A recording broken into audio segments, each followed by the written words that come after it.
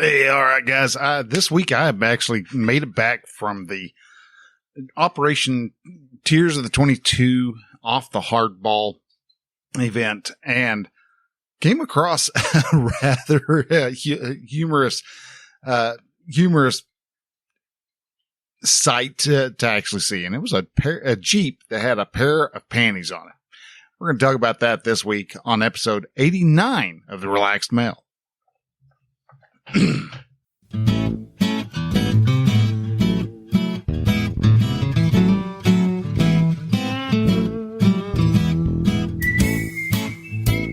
Hello and welcome to Relaxed Male, podcast that helps men change their relationship with themselves. I am your host, Brian, and I am a men's life and mindset coach who is here to help you understand that you don't have to suffer at your own expense. You can live your dream, and I encourage you to set, then pursue your goals. So join me as I change the mindset and attitudes of men so that they can be the leaders of their families and their destinies. Hey man, hello and welcome to Relaxed Male. All right, so this week we're talking about something you would never have thought of you were going to be hearing about on Relaxed Male. We're going to be talking about some underwear, a rather large pair of underwear, and it was such a interesting thing to see, and the people's reactions of this pair of underwear that was actually. From what the Jeep owner, the owner of the said Jeep, said they were 3X panties, and she said that they, in all reality, probably needs about a 4X thong. And you see this, and there are two reactions that she says she gets. She gets most of the people, and the vast majority of people who see this set of women's underwear, rather large women's underwear, being strapped onto the spare tire of a Jeep that's a pair of women's underwear on a Jeep.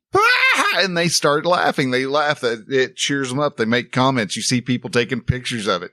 And she says some people, they actually, you could see them. They're trying to take a picture and be sneaky about it. And she's just like, don't worry about being sneaky. Just go snap it out in public.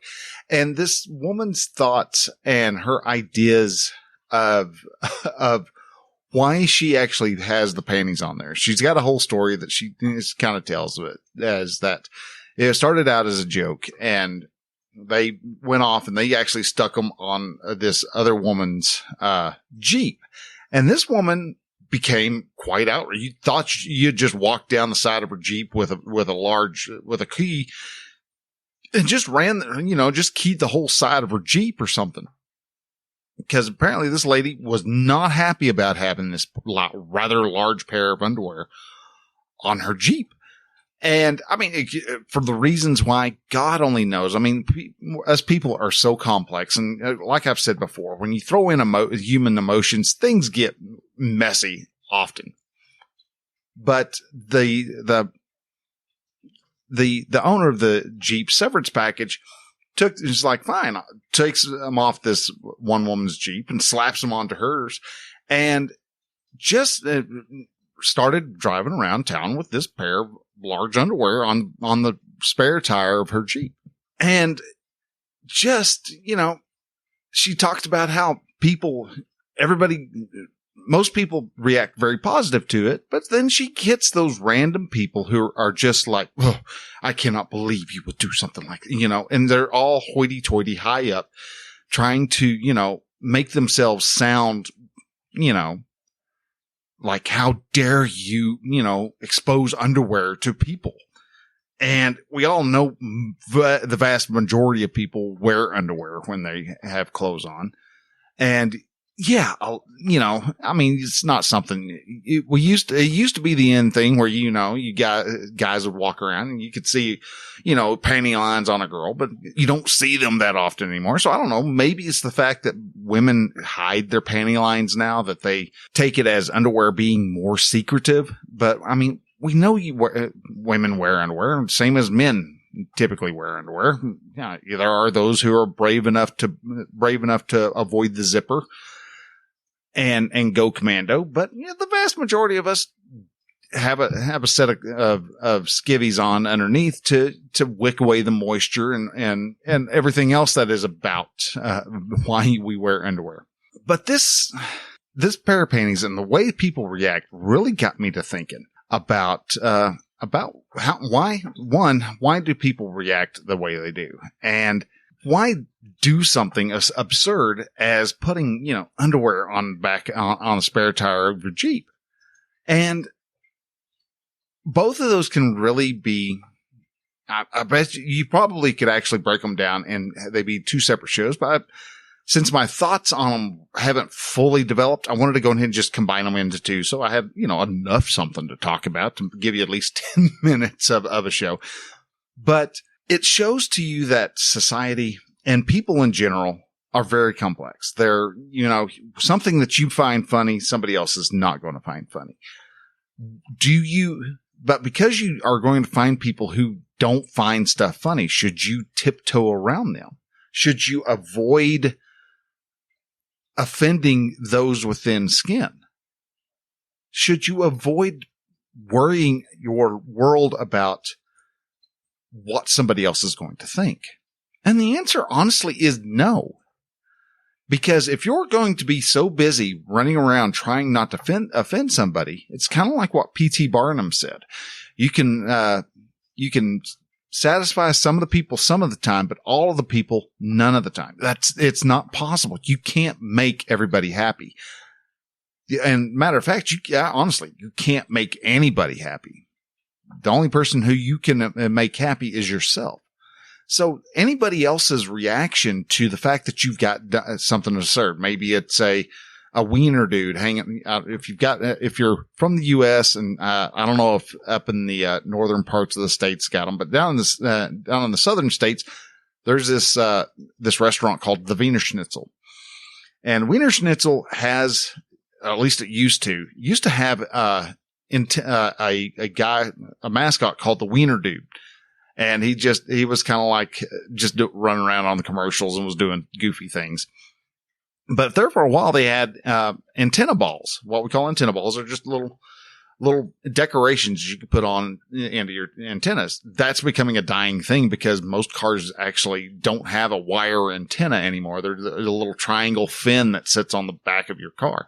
Well, now you can actually, back in the 90s, we actually used to go off and have a wiener dude, and he was both hands. You'd slip both hands through the over the top of the antenna, and he would hold on to your antenna, and so it looked like he was hanging on for dear life as you went down the highway. And then there was one you could actually you would just set him on top, and he would just make a sign. Yeah, had Jack in the Box used to have antenna balls. Some people just use a tennis ball as a marker. And what mainly a lot of people use the antenna balls for was to recognize where their car was, but in a parking lot. So you go out and you could look around and, there's the wiener dude, and you go off. And they were funny because you'd see these different people who had, different wiener dudes, and they're going down the road and you'd see one, look, it's a wiener dude. And we would have a good time. It also kind of proved that you were all part of the same community. Now, the issue that we had, why we didn't always have a wiener dude on our antenna, is because, apparently wiener dudes are something fun to steal when you're when you're parked at the parking lot. It would never fail. We'd have ours for about a week and a half, 2 weeks, and then we'd come out to our car one day and be looking for our wiener dude, couldn't find him, figure out where our car was, and someone had run off with our wiener dude or our Jack in the Box or, whichever antenna ball we ended up having at that time. But what you can actually look at on the whole, panties on your Jeep and just having something just, as ludicrous as that is that, you're going to help somebody. And that was what, the Severance Package owner actually was saying. It's like, you never know who you're going to help. Somebody may be having a bad day, maybe having, just the world raining down on their ears, and they're just sitting behind the Severance Package, and they're in their own little world. And then they happen to look up and notice that they're looking at a pair of ginormous underwear on the back of a Jeep, and maybe it's a little bit of a sexual innuendo. Who knows? But it's still, you see it and you kind of go, it's underwear.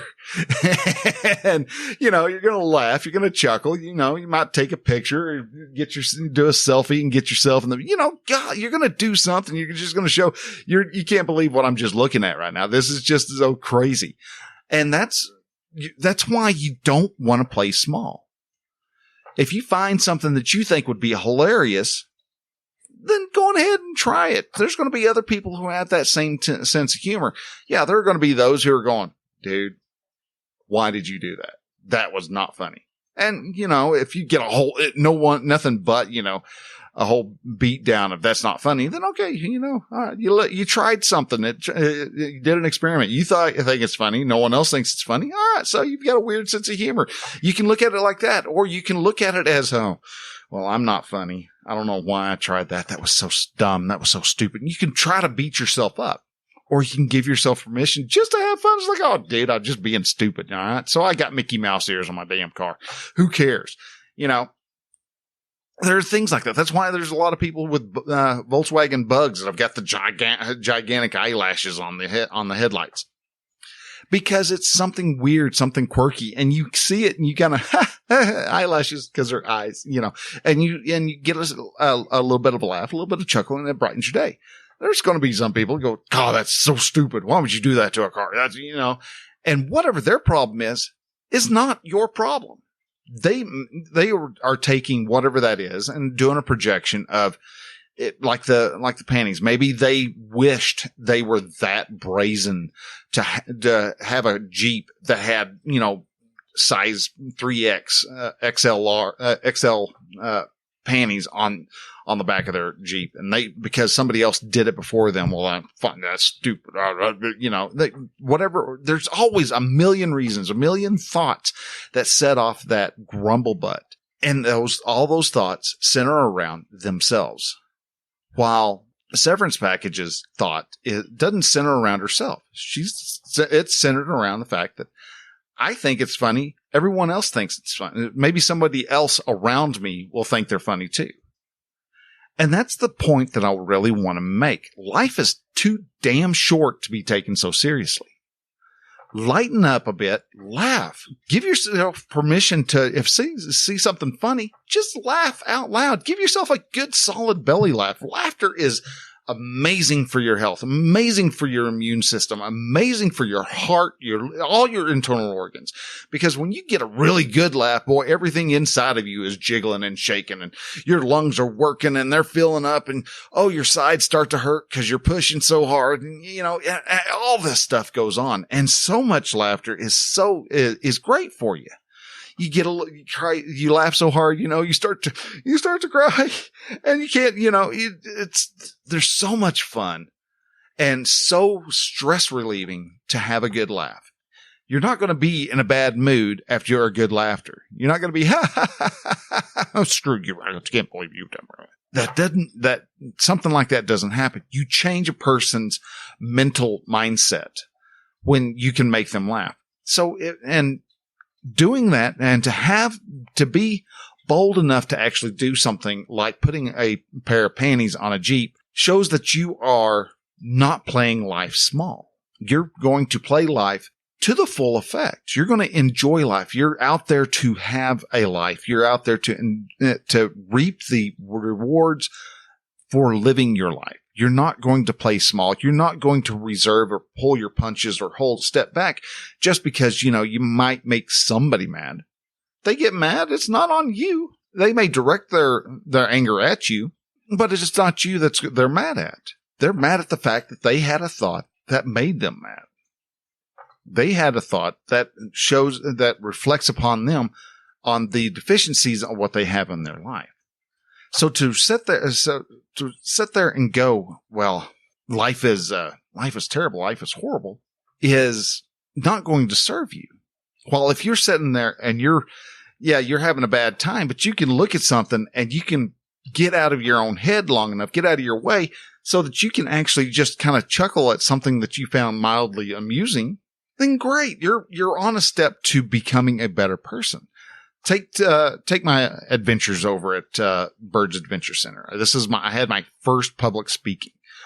Now I could phrase it like this. I went up and I had a talk and I bombed. All right. The first 5, 10, maybe 15 minutes, everybody there wasn't paying attention to what I was saying, wasn't taking me seriously. They were sitting there laughing at words that I was talking about. Yeah, they misconstrued those words, and how dare they take the time to just humiliate me like that. Now, see how negative that sensed? I would be ignoring the fact that they actually heard the details because I was screwing up, and I was screwing up. The talk that I had came to me actually like the day before I was supposed to leave, the day and the night before I was supposed to leave. And so I didn't have a whole lot of time to really practice it out, but I honestly thought, hey, this is really going to fit in. This is going to be a great example of a good talk to have with the military men, because I was wanting to talk about how a man's life is not set in stone. It's not a permanent fixture. It's not always there. And a man can take it and he can mold his life into any fashion that he wants. And I went to go use the analogy of a stick. Now, you take ex-military guys who we don't grow up mentally past the age of 13 when it comes to dirty jokes. And so I start talking about a man's stick. First off, man stick, and you're speaking it out loud. What does it say? Well, you can look at it as a stick, or you can look at it as a stick. You know, still having problems. It rhymes with stick. All right. And every time I would mention stick, and it took me a little bit because I was so in my head trying to get the sound right, and not to mention I was limited in where I was. I mean, I could put up a whole bunch of different excuses, but either way, I was stuck in my head for a moment, for the first 10 to 15 minutes. And because of that, I was being very alert as to what the audience was doing. And I noticed every time, there was a couple of times where I was talking and all of a sudden I would see everybody there really laughing and shaking their head and talking to each other. And I was like, oh God, they're not even freaking listening to me. I'm sitting in my head. I'm wanting to play small and not even comprehending what actually I was saying as I was talking about a man stick this and man stick that. And so as I talked, all of a sudden it dawned on me, because I said man stick and I see everybody out there going, they roll their heads back and they're laughing hard and they're elbowing each other and they're having a good time. And it dawned on me that what it was sounding like, especially over a public system. So, the words aren't coming out crystal clear like they are on the podcast here. They're coming out a little bit muffled. So stick, dick. Oh, okay. Yeah. Okay. I'm speaking, I'm throwing double entendres at them. All right. So, and I'm still kind of in my head. So I start to I bend over and a little bit, pun intended, and decided, all right, let's just take this and let's shift it a little bit and let's use wood. All right. As general, because that's really what it's about. It's just about the structures of a man's life and the man's life being like a block of wood. And that's what I was thinking of. I was thinking of a block of wood, but still, again, I was talking about a man's wood. All right. So yeah, I still got them laughing, but they took in, after I got finished talking, they took in and they were reciting parts of what I was saying to them. And so, yeah, my screw up was, I'm never going to win an award for the best speech because of that particular speech. But what I did, even though it was a screw up, was an incredible learning experience. I learned a lot about what to say, what not to say, but also that, even when you don't think people are listening and they took in what I said. So yeah, they were listening. Yeah, they might have been listening because they were waiting for the next time I drop some dirty joke again, inadvertently. But then because they're listening to that, they're listening to the rest of what I was saying, and they took it in and they appreciated the message that I had, the overarching message of how a man can change his life. He's not destined to be one things. And one of the big things was being in the military. You know, you're going to have your life shaped into a particular way so that you've lost bits of your old life so that you could become a weapon. And when they're done, they kind of just set you off to the side and say, thank you, soldier. You did a good job. Have a good rest of your life. And some guys mourn the fact that they've had parts of their old life shaved off to make you into a weapon, when in all reality, that pointy blackened end of your spear is still useful. Yeah, you may not be able to use it as a weapon anymore, but you're still able to use that whole staff. You can actually put like a rubber stopper over the end of the pointed end of your spear, and it could become a walking stick. There's a lot, you can change your life into anything. You can morph it. You can actually even just take your old life, throw it off to the side, pick up a new life, and start shaping it any way you want. And that's kind of what I was wanting to tell them, getting across. And that's what they actually picked up and liked about the speech, all because I finally got out of my head and just let the speech flow. And so could I have done a lot better? Yeah. Oh yeah. I could have done a whole lot better. I could have practiced a whole lot more, because I was going to talk about the 3 battles of a man's life and what his missions in life can be to help fight off those 3 main battles. That may be a podcast episode sometime down the road.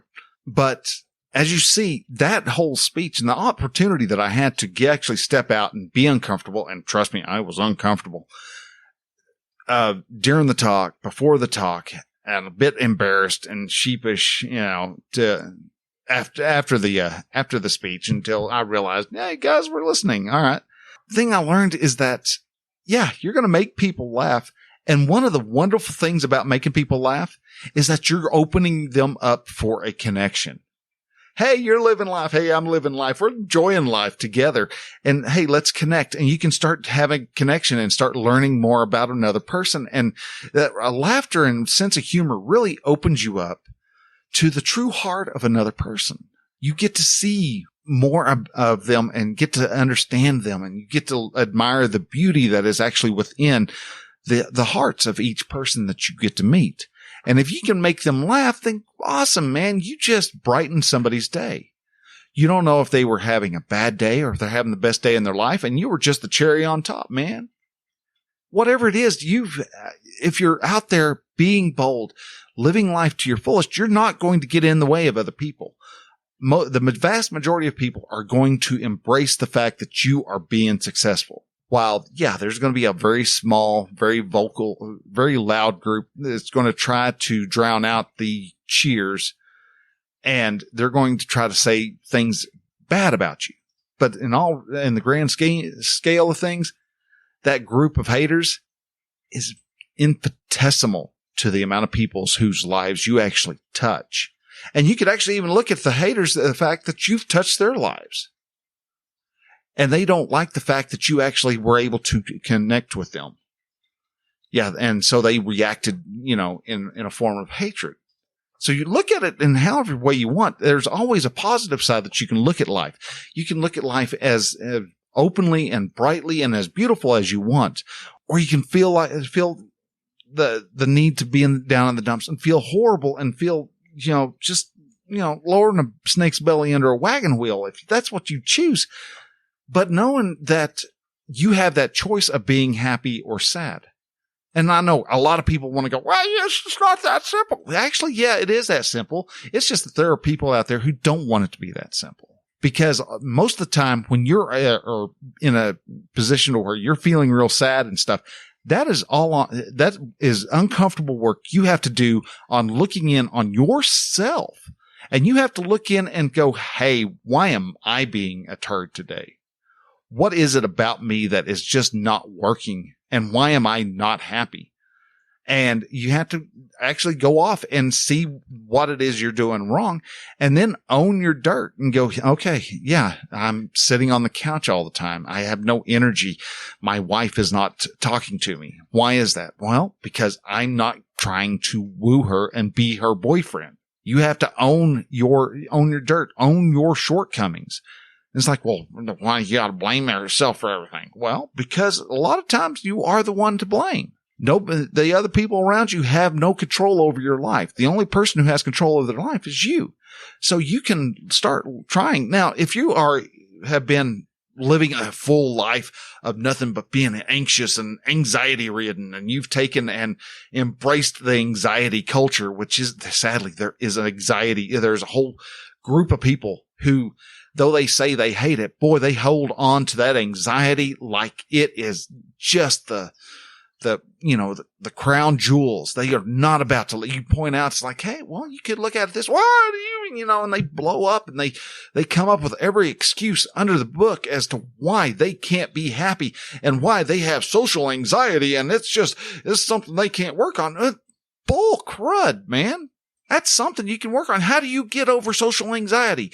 You get out into society. You go out and you socialize. You have to socialize with people so that you can build up the needed skills to communicate with them. You have to understand that you're being in your head when you think everybody in the room suddenly is laughing at you. Sorry, but no, the world doesn't care about you nearly as much as you would like for them to. Life is way too short, like I said, to be taking that seriously. Yet so many people today, because anxiety is it's the outgoing hip disease to have right now, but it's still considered the hip disease. It's the hip mental illness to have because you can get people to feel sorry for you. Now, you may not agree with my my opinion on that, but that is my opinion, and I have seen too much of that in the past. And sadly, man, if you're sitting around wondering how in the hell you get out of being a socially awkward person, or you're stop being having social anxiety, it's just like I said.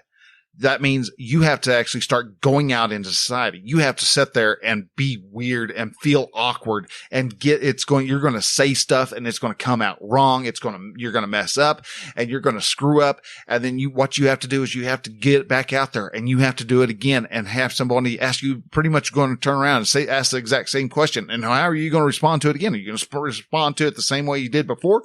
Or are you going to try something a little different? You do it over and over and over again. You get out there. You get uncomfortable. And that's the problem. Most of these people don't want to get uncomfortable. The people who have social anxiety, they don't want to get uncomfortable. They would rather be comfortable in their own personal misery of anxiety. And yes, that is their choice. They want to be uncomfortable, or they want to be anxious, and they want to be stuck in their house and sit on their couch and sit there and see if they can collect disability for their anxiety disorder instead of going out and living life fully, which is what I want them to do. I want everybody to go out and live life on their terms, live their life to their fullest, what they deem to be a full and fulfilling life. And you can do that too. You can get out there. It's going to be ugly. It's going to be messy. You're going to screw up time and time and time again. But if you can laugh about it, if you can have a good time about it, if you can joke about it, you poke fun at yourself a couple times, man. Because if you do, you're going to realize life is nowhere near as bad as you want to think it is. So get out there. Go enjoy life. If you're stuck in the house all the time because you don't know how you're supposed to act, well, get outside, start paying attention to how other people act and start acting. Start realizing, hey, I got to say hi if I want anybody to say hi back. So that's what I'm going to challenge you with this week is if you are wanting to start living life to the fullest, then man, go do something that is something that you're afraid of. Find something that go talk to you. And, if you're single and there's that good looking girl that you've always wanted to talk to, then dude, go out and talk to her. If you're married, try saying something that you think would be very uncharacteristic of you to your wife. Maybe it's like, hey, this weekend Let's go let's take off. Maybe you're not used to being spontaneous. Maybe you like to schedule everything out. Then go be spontaneous with your wife. Go suddenly just decide to take her out to, maybe there's a fair nearby. Just take her out to the fair. What's going to happen? Who knows? Who cares? You're spending time with your wife. Maybe it's, you need to spend more time with your son. Then why not ask him, hey, let's go camping. Let's go do something. We're going to do something. And, no, I don't want to, you may whine and grumble and stuff like that, but go fine. No, it wasn't a request. I said, go ahead and let's grab your stuff. Let's go. And worry about the rest of it later. Live in the moment. Enjoy that period of just being in that awkward area, because it's not going to hurt you being awkward. It's not going to hurt you being anxious.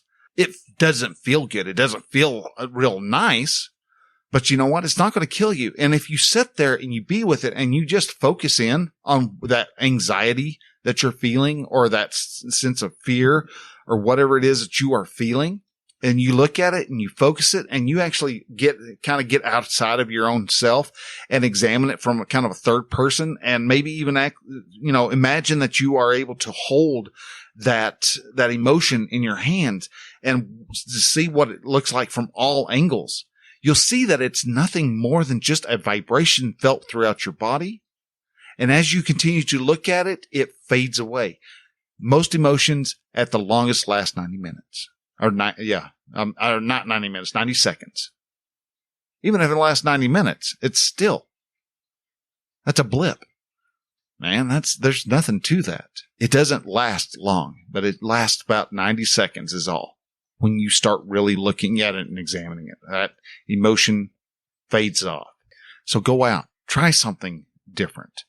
Try something bold. Slap a pair of panties on the back of your car. Whatever, who knows? Maybe you get one, you might have fun finding a very large pair of granny panties and putting it over the trunk of your car. I don't know. You be you, man. Do something, that's out of character that, you might find funny, or that you think your buddies find funny.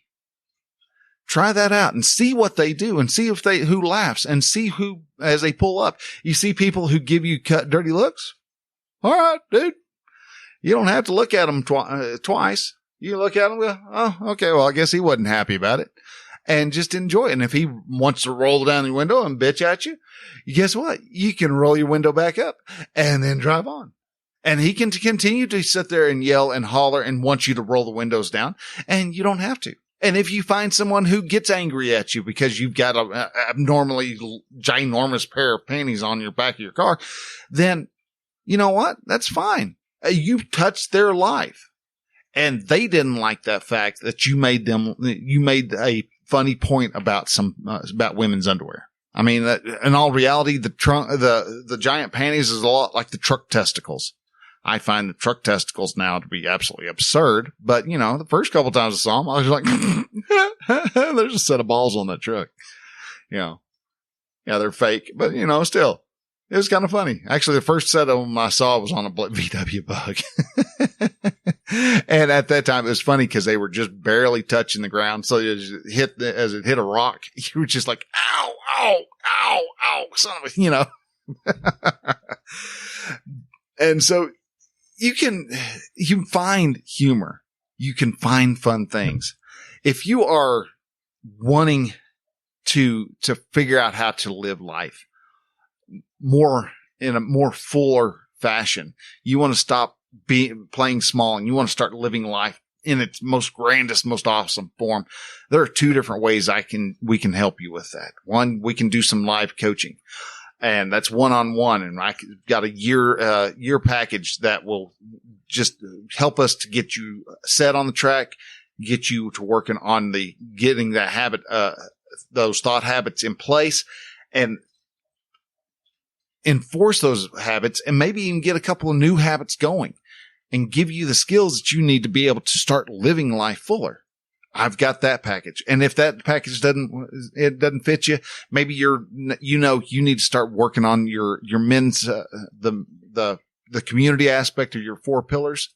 Then man, I've got a men's group where guys are dead set on making sure that you succeed.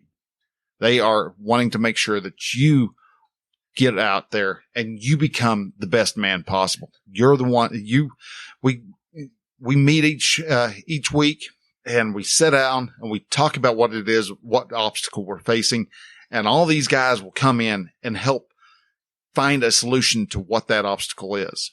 And as you continue to improve and progress and get better, these guys are going to stand up and they're going to cheer you on. They're going to be the support group that you need. They're going to hold you accountable when you need. These guys are going to make sure that you succeed. The only reason that you fail is because you failed to do it. And if that sounds like something you'd like to do, there's the Brotherhood of men's group that I have. And that is a great group to be in. Love to see you in there because we can always use a few more men in the groups. And I've got 4 different periods, a couple for the morning guys, a couple for the evening guys. And so I'd love to have you there. If you'd love to, go over to relaxedmale.com/brotherhood for the Brotherhood of Man, or go to relaxedmale.com/coaching for the different coaching styles or coaching packages. And hit me up. Let me know. I'd love to talk with you. Just needing someone to talk, let me know. Again, I'll sit down. I'll talk with you for a little bit. So guys, with that, I'm going to let you go. Thanks again for listening. We're going to talk to you next week. So till then, bye.